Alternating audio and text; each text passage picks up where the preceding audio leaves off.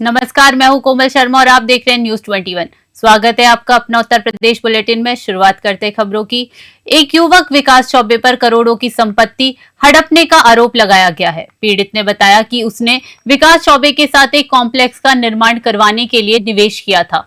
Complex तैयार होने के बाद विकास चौबे ने मुकरते हुए उसे कॉम्प्लेक्स से बाहर कर दिया और कहा कि उसका इस संपत्ति में कोई हक नहीं है। पीड़ित ने कहा कि ना तो उसे उसका पैसा वापस किया गया और न ही संपत्ति का हिस्सा दिया गया।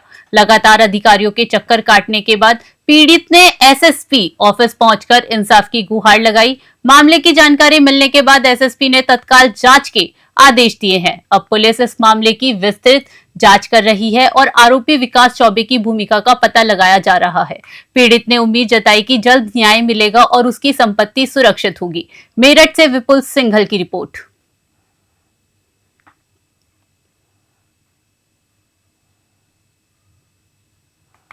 राष्ट्रीय किसान दिवस के अवसर पर भारतीय किसान मजदूर यूनियन सिंघानिया ने देश के अन्नदाता किसानों को नमन करते हुए पूर्व प्रधानमंत्री और किसान नेता चौधरी चरण सिंह को श्रद्धापूर्वक याद किया। संगठन के प्रदेश अध्यक्ष एसके सोलंकी और मंडल अध्यक्ष विजय तेवतिया ने कहा कि चौधरी चरण सिंह ने अपने संपूर्ण राजनीतिक जीवन में किसान, मजदूर और ग्रामीण समाज के उत्थान को सर्वोच्च प्राथमिकता दी। उनका मानना था कि जब तक किसान आर्थिक और सामाजिक रूप से सशक्त नहीं होगा तब तक देश की प्रगति संभव नहीं।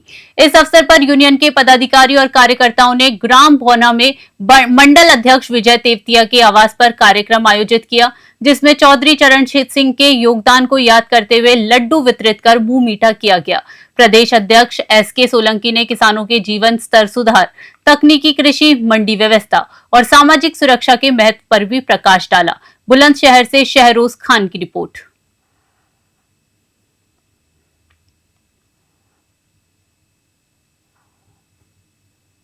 बिसौली नगर में बिजली कार्य के दौरान एक दर्दनाक हादसा हुआ, जिसमें लाइनमैन प्रेमपाल पुत्र थान सिंह निवासी धीमरपुरा की करंट लगने से मौत हो गई। जानकारी के अनुसार लाइनमैन विद्युत लाइन की मरम्मत कर रहे थे, तभी अचानक तेज करंट की चपेट में आ गए।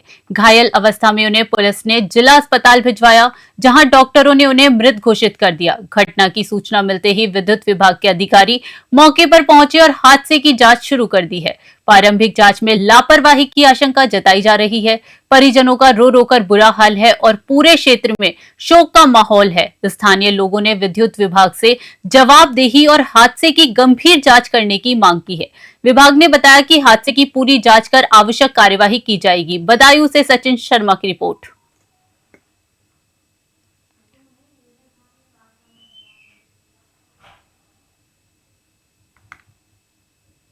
समाजवादी पार्टी के जिला कार्यालय लोहिया ट्रस्ट पर जिलाध्यक्ष देवी प्रसाद चौधरी की अध्यक्षता में पूर्व प्रधानमंत्री चौधरी चरण सिंह की 123वीं जयंती धूमधाम से मनाई गई। इस अवसर पर उनके आदमकद चित्र पर कार्यकर्ताओं ने पुष्प अर्पित कर संकल्प लिया। जिलाध्यक्ष देवी प्रसाद चौधरी ने कहा कि चौधरी चरण सिंह हमेशा कहते थे कि असली भारत गांव में रहता है और किसानों का आर्थिक विकास देश की प्रगति के लिए आवश्यक है। इस मौके पर समाजवादी महिला सभा ने महिला स्वाभिमान सम्मान मार्च निकाला। जिलाध्यक्ष परवीन बानो के नेतृत्व में कलेक्ट्रेट पहुंचकर बिहार के मुख्यमंत्री, भाजपा के केंद्रीय मंत्री गिरिराज सिंह और उत्तर प्रदेश सरकार के मंत्री के खिलाफ प्रदर्शन कर महामहिम राष्ट्रपति को ज्ञापन सौंपा गया। ज्ञापन में कहा गया कि महिलाओं के खिलाफ दिए गए विवादित बयान निंदनीय है और यह महिलाओं के प्रति दूषित मानसिकता को दर्शाता है। मिर्जापुर से एसएन यादव की रिपोर्ट।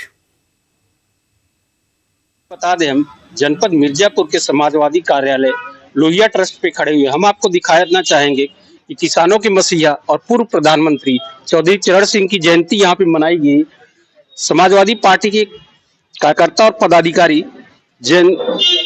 चौधरी जी के आदर्शों और उनके कदमों पे चलकर आने वाले 2027 के चुनाव को साइकिल के खेमे में डालने का प्रयास कर रहे हैं। आइए सबसे पहले हम बात करते हैं पार्टी के जो जिलाध्यक्ष हैं, उनसे हम बात करते हैं कि आज चौधरी जी की जयंती मनाई गई है। क्या संदेश देना चाहेंगे कार्यकर्ताओं को कि 2027 का चुनाव आने वाला है, जो कि एक अहम चुनाव बना हुआ है पूरे भारत में। जिस तरीके से आपने लोकसभा चुनाव में भारतीय जनता पार्टी को बैकफुट पे ला दिया और अभी हाल ही में देखा इंडिया अलायंस किस तरीके से बिहार में बुरी तरीके से पराजित हुई है, उन सभी चीजों को लेकर चौधरी जी के साथ साथ इस चुनाव के बारे में भी जी बताइएगा। आज भारत के पूर्व प्रधानमंत्री, किसानों के मसीहा, किसानों के नेता, मजदूरों के नेता माननीय चरण सिंह के जन्मदिन। आज हम लोग उनके जन्मदिन पर उनको नमन कर रहे हैं, श्रद्धासुमन अर्पित कर रहे हैं और उनके बताए हुए रास्ते पर चलने का संकल्प भी लेते हैं। चौधरी चरण सिंह एक ऐसे आदमी थे जो किसानों के हितों की लड़ाई लड़ा, और अगर हिंदुस्तान में अगर कोई किसानों का नेता रहा तो या तो वल्लभ भाई पटेल, जिन्होंने बागडोरी का आंदोलन करके किसानों का पनघट माफ कराया, और दूसरा किसान नेता चौधरी चरण सिंह, और तीसरा किसान नेता माननीय मुलायम सिंह यादव। ये लोगों ने किसानों के हितों की लड़ाई लड़ा और किसानों के हित में बहुत काम किया। आप जैसे माननीय मुलायम सिंह जी ने किसानों के दुर्घटना बीमा, तमाम प्रकार की बात का सुविधा अगर किसी ने दिया तो माननीय मुलायम सिंह ने दिया।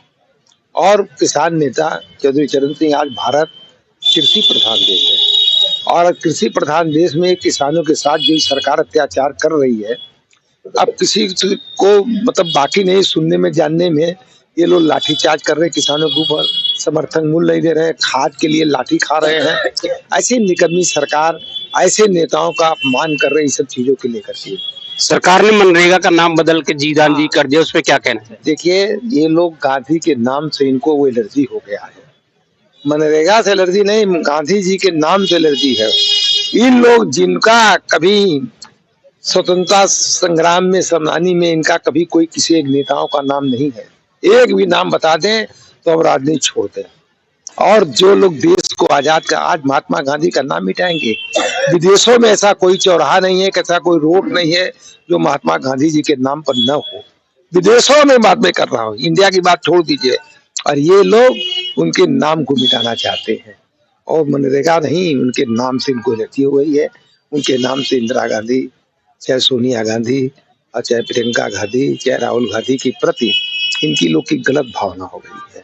हमारे साथ मौजूद है महिला सभा की जिला अध्यक्ष, जिन्होंने आज अभी जिला मुख्यालय पे प्रदर्शन करके जिलाधिकारी को ज्ञापन दिया। क्या ये जानते हैं क्या प्रकरण था, किस मुद्दे पर महिलाओं में भी वो आक्रोश देखा जा रहा है? जी बताइए, क्या प्रकरण था कि जिसपे आप लोगों ने धरना प्रदर्शन किया, जिलाधिकारी को ज्ञापन दिया? देखिए, कुछ दिन पहले अभी बिहार के मुख्यमंत्री नीतीश कुमार जी ने जो महिला के साथ अभद्र व्यवहार किया, उनका सार्वजनिक मंच पे उनका बुर्का खींच दिया, तो इसका हम कड़ा विरोध करते हैं। ये महिला सम्मान के मतलब खिलाफ है। चाहे वो हिंदू हो चाहे मुस्लिम हो, महिला सम्मान सर्वोपरि है। उनको अपने पद की भी मर्यादा नहीं है, न उनको अपनी उम्र की मर्यादा है। उनके कैबिनेट मंत्री संजय निषाद इस बात को बोल रहे हैं कि सिर्फ नकाब ही तो खींचा था और इधर उधर तो हाथ नहीं लगाया था। तो बताइए उनकी मानसिकता क्या दर्शाती है? हम लोग उसके विरोध में पूरी समाजवादी पार्टी की महिला सभा आज ज्ञापन देने गए थे कि उनके ऊपर कड़ी कार्रवाई हो, या वो सार्वजनिक तौर से माफी मांगे, या उनके खिलाफ FIR। इस तरीके से आपने देखा कि चौधरी चरण सिंह के जन्मदिवस के अवसर पे जिस तरीके से समाजवादी पार्टी के कार्यकर्ताओं ने जो प्रण लिया है चौधरी चरण सिंह के कदमों पे चलने के लिए, और साथ ही जिस तरीके से बताया गया कि इस समय पूरे भारत में एक प्रकरण बड़ा इशू बना गया कि जिस तरीके से बिहार के मुख्यमंत्री ने किसी महिला के एक पर्दे को खींचा है और उस पर्दे से पूरे भारत की महिलाएं हताहत हैं। और उसी क्रम में आज समाजवादी पार्टी की महिला सभा ने जिलाधिकारी को ज्ञापन दिया और यह मांग किया कि या तो मुख्यमंत्री खुले मंच से माफी मांगे या तो उनके ऊपर कोई कार्रवाई करे। ये तो अब सरकार के ऊपर निर्भर है किस प्रकार का एक्शन लेती है उनके खिलाफ। न्यूज़ 21 के लिए मिर्जापुर से SN यादव की रिपोर्ट। शीतलहर वाली ठंड से बचाव और राहत के लिए नगर पालिका अध्यक्ष श्याम सुंदर केसरी ने राहगीरों, बाहर से आने वाले यात्रियों और श्रद्धालुओं के लिए नगर के कुल 161 स्थानों पर अलाव जलवाया है। ऐसा SAR का भी अवलोकन व नगर के प्राचीन धरोहर स्थलों की सुंदरीकरण व नगर में आए दिन जाम से बचने के निजात रैन बसेरे में यात्रियों के लिए इस ठंड में रुकने को लेकर क्या क्या व्यवस्थाएं की गई है, आदि मुद्दों पर हमारे संवाददाता SN यादव ने नगर पालिका अध्यक्ष श्याम सुंदर केसरी से की खास बातचीत। आइए सुनते हैं क्या कुछ कहा गया इस बातचीत के दौरान। यहाँ एक तरफ विधानसभा में मानसून सत्र चल रहा है, पूरे उत्तर प्रदेश में ठंड की कहर अपने चरम सीमा पे है। आज हम मौजूद है मिर्जापुर नगर पालिका परिषद के चेयरमैन श्याम सुंदर केसरी जी, जहां तक बात करते हैं कि हर जिले में जो रेड अलर्ट जारी कर दिया गया है ठंड को लेकर, विजिबिलिटी 0 के बराबर हो गई, उस कड़ी में और उसी के साथ साथ जो एसआईआर की प्रक्रिया हो रही है, नगर पालिका अध्यक्ष होने के साथ साथ पार्टी के वरिष्ठ उपाध्यक्ष भी हैं, तो सबसे पहले हम इनसे कुछ मुद्दों पे बात करते हैं। क्या चल रहा है कि ठंड को लेकर किस प्रकार से गरीब, निर्धन और पशुओं के लिए क्या व्यवस्था है, और जो रैन बसेरा है उसकी क्या व्यवस्था है, और नगर के विकास के बारे में कुछ ऐसी चीजें हैं जो नई होने वाली, उन सभी मुद्दों पे हम इनसे बात करते हैं। जी बहुत बहुत स्वागत है आपका चैनल में। जी नमस्कार जी अध्यक्ष जी, सबसे पहले ये बताइएगा कि नपा अध्यक्ष होने के साथ साथ आप पार्टी के भी वरिष्ठ उपाध्यक्ष हैं, बहुत ही पुराने कार्यकर्ता भी रहे हैं, एसआईआर की भी आपको जिम्मेदारी दी गई है। अभी फिलहाल कई जगह आपने अवलोकन किया एसआईआर की प्रक्रिया को देखकर, क्या चुनौतियां आ रही हैं, क्या आपको लगा अवलोकन के बाद? एसआईआर के अवलोकन के बाद निश्चित तौर पे एसआईआर एक बड़ी जिम्मेदारी है और हर नागरिक का कर्तव्य है कि इसमें सहयोग करके मतदाता इस निरीक्षण के इस अभियान को, एसआईआर के इस अभियान को पूरा करे, उसमें भागीदारी करे, एक बड़ा उत्सव के रूप में इसे ले, ताकि आने वाले समय में किसी प्रकार की कठिनाई न हो, परेशानी न हो और चुनौतियों का सामना कर सके। यदि आज एसआईआर में पूरा सहयोग हमारी जनता करती है तो सरकार को भी इससे डाटा बनाने में बहुत सारी सुविधाएं मिलती हैं। बहुत से लोग शिफ्टेड हो चुके हैं, बहुत से लोग मृतक हो चुके हैं, तो इन लोगों को ठीक से फिर से समायोजन करना, शिफ्टेड लोगों का जहाँ पे है वहां पे मतदाता बने, ये सब सारी चीजें इसमें करना पड़ेगा। और इससे बहुत से घुसपैठिए भी पकड़े जाएंगे। एसआईआर समय समय पे होता रहता है और इसमें हम सबको पूरा सहयोग करके इसको सफल करना चाहिए। ये अध्यक्ष जी, जो ये चल रहा है इस समय की ठंडी का जो मौसम चल रहा है, जो कहर चल रहा है, उसको देखते हुए आपके जो नगर की क्षेत्र में क्या व्यवस्था है, अलाव की क्या व्यवस्था है, कितनी जगह अलाव जलाए जा रहे हैं, क्या ऐसी कोई समस्या, कोई परेशानी आई अभी तक या नहीं? नगर क्षेत्र में अभी आज सुबह हमारी बात हो रही थी, 100 से ऊपर स्थानों पे अलाव की व्यवस्था किया गया है। साथ ही साथ हमारे जो वार्ड के मेंबर हैं उनके माध्यम से भी अलाव की व्यवस्था दिया जा रहा है। रैन बसेरे में भी हमने अलाव की व्यवस्था किया है। हमारे रोडवेज पे, घंटाघर में, विंध्याचल में हमारे रैन बसेरे कार्यरत हैं। जो भी हमारे समाज में ऐसे बंधु हैं जिनको छत नहीं है और रैन बसेरे में अपना जीवन यापन कर सकते हैं, वहाँ पर्याप्त लकड़ी की व्यवस्था, हीटर की व्यवस्था है, सारी व्यवस्थाएं वहाँ कराई गई। मिर्जापुर में कुछ ऐसे प्राचीन स्थल है जिसके बारे में कहा जा रहा है, सुना जा रहा है कि उसके विकास के लिए, उसको जीर्णोद्धार के लिए आपने प्रयास किया, क्या सेंसन बजट में, जैसे उजला पुल की बात कर रहे हैं, उसके सुंदरीकरण की बात करें, बहुत प्राचीन मिर्जापुर की एक धरोहर है, उसके बारे में क्या विकास में क्या क्या है? हमने प्रस्ताव बना के शासन को दिया हुआ है और अभी उसमें बंधन योजना के तहत वहाँ पे काम लगा हुआ, सुंदरीकरण का लगभग काम पूरा होने को है। आगे और भी उसमें विकास के लिए शासन से वार्ता चल रही है कि वहाँ पे नौका विहार वगैरह, अच्छा एक वाटर गेम वगैरह डेवलप किया जा सके। और साथ ही साथ विंध्याचल में भी तीर्थयात्रियों के लिए विशेष ठहरने की व्यवस्था करने की भी बात चल रही है। और अभी एक हमारा बारात घर बन रहा है विशेंद्रपुर में, फताहा में 2 करोड़ की लागत से CNDS के द्वारा, वो भी बनकर लगभग जल्दी तैयार होकर जनता को समर्पित हो जाएगा। और कुछ जगह पे अलग अलग ऐसे करके हम लोग लगे हुए हैं। चलते चलते एक और प्रश्न पूछना चाहेंगे कि जो ये आपके नगर में अक्सर ये जो जाम की समस्या है, वो जाम की समस्या के लिए अगर कहीं पे जैसे बहुत सी साइकिल है, बहुत सी मोटरसाइकिल है, 4 व्हीलर है, लोग ऐसे पार्क करते, तो क्या नगर पालिका के क्षेत्र में कहीं ऐसी जगह चिन्हित हो सकती है या आपके प्रयास के द्वारा कि एक जगह अगर पार्किंग हो जाए तो कुछ न कुछ इन जाम से निजात पाया जा सकता? क्या विजन है जाम के बारे में? आपने बहुत अच्छा प्रश्न किया है, इस पे हम लोग पूरी तरह से संजीदा हैं। और नगर पालिका क्षेत्र में हमने वेंडिंग जोन और पार्किंग के लिए ऑटो पार्क जैसे संगमहाल के नीचे हमने कराया है।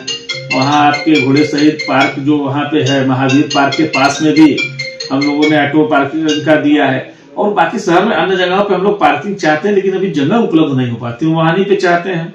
घंटाघर में भी मेरा प्रयास है कहीं मिल जाए, लेकिन स्थान सुलभ न होने के कारण थोड़ा सा इसमें दिक्कत है। हम लोगों ने पिछले बोर्ड की बैठक में अतिक्रमण की समस्या से निजात दिलाने के लिए भी शासन को लिखा है प्रस्ताव की इसमें जिला प्रशासन सहयोग करे और शहर में जो अतिक्रमण हो रहा है नालियों के ऊपर से, सभी लोगों से मेरा निवेदन भी है आपके चैनल के माध्यम से कि स्वयं से अपने सहयोग के लिए, अपने लिए नाली के ऊपर से अतिक्रमण हटा के अधिक से अधिक जनता को सहयोग करें। शुक्रिया हमसे बात करने के लिए। तो आपने देखा कि ये थे मिर्जापुर नगर पालिका के नपाध्यक्ष श्याम सुंदर केसरी जी, जिन्होंने बताया किस तरीके से उनके विजन है कि नगर में जिस तरीके से जाम का झाम मचा हुआ है उसके लिए पूरी तरीके से प्रयास रहता है। हाँ, चिन्हित जगह मिलने के बाद ये सारी समस्या का निजात किया जाएगा। और जहां तक बात करते हैं SIR की बात, नगर के विकास की बात और अन्य विकास है, तो उनके लिए इनका प्रयास हमेशा जारी रहेगा। गौड़ थाना क्षेत्र के बेलवरिया जंगल गांव में संपत्ति विवाद ने रिश्तों को शर्मसार कर दिया। 19 दिसंबर को धर्मेंद्र चौधरी अपनी आटा चक्की पर भोजन कर सो रहे थे, तभी उनके भतीजे और 4 अन्य साथियों ने पीछे से हमला कर उन्हें बेरहमी से पीट कर घायल कर दिया। परिजनों ने घायल धर्मेंद्र को CHC ले जाने के बाद जिला अस्पताल रेफर किया, लेकिन इलाज के दौरान उनकी मौत हो गई। पुलिस ने जांच के बाद हत्या में संलिप्त 5 आरोपियों मोहन कुमार, जितेंद्र, आशीष, राज और अमरेंद्र को गिरफ्तार कर जेल भेज दिया। इनमें 2 नाबालिग शामिल है। ASP श्यामाकांत ने बताया कि हत्याकांड जमीनी विवाद और पारिवारिक द्वेष में अंजाम दिया गया। अभियुक्तों ने कुदाल और डंडों से वार किया। पुलिस ने घटना में प्रयुक्त 2 बाइक, मृतक का मोबाइल और अन्य सबूत भी बरामद किए हैं। बस्ती से दिलीप पांडे की रिपोर्ट। 19/12/25 के शाम 8:24 पर एक घटना हुई थी जिसमें धर्मेंद्र चौधरी घायल हुए थे, और घायल होने के बाद जब इनको जिला अस्पताल ले जाया गया तो वहाँ पर दौरान इलाज की मृत्यु हो गई थी। इस क्रम में पुलिस द्वारा तत्काल तत्परता दिखाते हुए मौका मुआयना किया गया। इसमें फील्ड यूनिट, सर्विलांस, स्वाट और संबंधित थाने मौके पर पहुंचे थे और उन्होंने बारीकी से मौका मुआयना किया था। तदुपरांत इसके बाद टीमें गठित की गई और इस पर प्रभावी कार्रवाई करते हुए आज हम लोगों ने इस प्रकरण का खुलासा किया है। ये जो घटना हुई है एक्चुअली में ये पारिवारिक द्वेष और संपत्ति बंटवारे को लेकर हुई थी ये घटना। मृतक के जो सौतेले भाई हैं उनके बेटे द्वारा ये घटना कारित की गई थी। उनका नाम मोहन कुमार है, ये चाय की दुकान लगाते हैं। इन्होंने अपने 4 साथियों के साथ मिलकर इस घटना को अंजाम दिया था। इसमें इन्होंने फावड़े में प्रयुक्त होने वाले बेंत और 2 डंडों के सहारे इन्होंने ये घटना कारित की थी। इनके बांग्लादेश में अल्पसंख्यक हिंदुओं पर कथित अत्याचारों के विरोध में समल जिले में विश्व हिंदू परिषद और बजरंग दल के कार्यकर्ताओं ने जोरदार विरोध प्रदर्शन किया। आक्रोशित कार्यकर्ताओं ने हाथों में पुतला लेकर मुख्य चौराहे पर नारेबाजी की और जुलूस निकालते हुए बांग्लादेशी सरकार के खिलाफ विरोध जताया। प्रदर्शन के दौरान बांग्लादेश में हिंदुओं पर अत्याचार नहीं सहेंगे और हिंदुओं पर जुल्म हुआ तो सड़कों पर खून बहेगा जैसे नारे गूंजते रहे। पुलिस ने मुख्य चौराहे पर भारी सुरक्षा तैनात की ताकि किसी अप्रिय स्थिति से निपटा जा सके। विश्व हिंदू परिषद के संगठन मंत्री गौरव प्रताप ने कहा कि हिंदुओं को लगातार निशाना बनाया जा रहा है और भारत सरकार को इस मुद्दे पर कड़ा रुख अपनाना चाहिए। जिला अध्यक्ष अनंत अग्रवाल ने चेतावनी दी कि यदि अत्याचार नहीं रुके तो आंदोलन और व्यापक रूप लेगा। प्रदर्शन शांतिपूर्ण रूप से संपन्न हुआ। संभल से सोनू वाजपेयी की रिपोर्ट।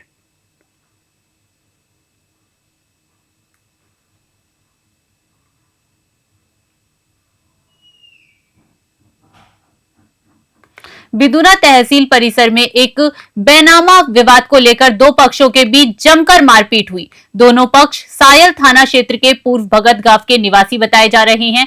मारपीट का वीडियो सोशल मीडिया पर वायरल होने के बाद क्षेत्र में हड़कंप मच गया। वीडियो में देखा जा सकता है कि दोनों पक्ष लात घूंसे से एक दूसरे पर हमला कर रहे हैं। इस दौरान तहसील परिसर में अफरा तफरी मची और माहौल तनावपूर्ण हो गया। मामले की सूचना मिलते ही उप जिलाधिकारी बिधुना और CO बिधुना मौके पर पहुंचे। उन्होंने कड़ी मशक्कत और समझाइश के बाद दोनों पक्षों को अलग किया और विवाद को शांत कराया। प्रशासन ने भविष्य में ऐसे घटनाओं को रोकने के लिए तहसील परिसर में निगरानी बढ़ाने का आश्वासन दिया है। औरैया से आकाश मिश्रा की रिपोर्ट।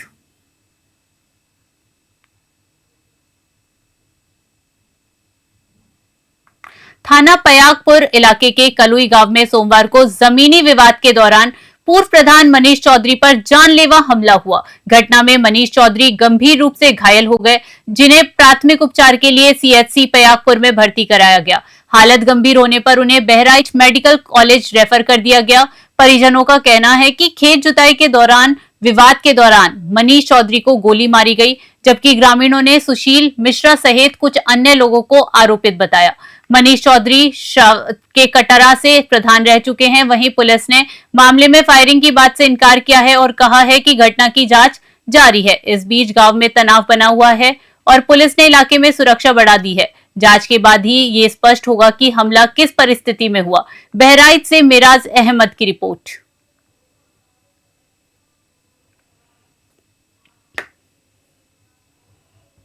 हमारे उत्तर प्रदेश बुलेटिन में फिलहाल के लिए इतना ही। बने रहिए न्यूज़ 21 पे।